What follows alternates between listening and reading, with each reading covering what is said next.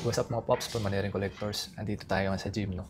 Hindi para mag-ehersisyo, kundi para humingi ng tulong para sumukat ng turso. Ang turso mga Pops, yun yung basihan natin sa pagpili ng backpack natin. Marami kasi ang nagtatanong sa akin kung anong backpack ang para sa kanila na ang height nila is 5'4", 5'11", or 5'5". So una kong sinabi sa kanila, isukatin muna nila ang kanilang turso. So mga Pops, ito pala si Ben, no? Isang Malaysian bodybuilder. Kita nyo naman sa katawan. So ngayon, ituturo ko kung paano sukatin yung turso. So hahanapin lang natin yung CB7 mga Pops o vertebra.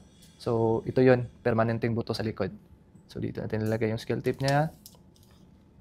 Then, kakapain natin yung iliac crease niya mga Pops. Ito yung hip bone, kumbaga.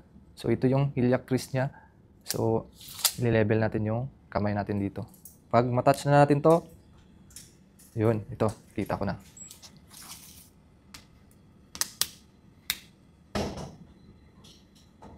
So, 19 yung torso niya mga Pops. So, yun lang mga Pops, no? Basic na basic.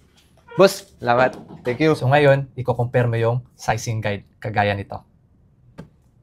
Tandaan, ang tamang fit ng backpack ay wala sa itsura nito, kundi nasa sukat ng katawan mo.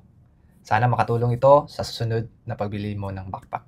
Follow for more thrill-tested tips for Pulmonary Collectors.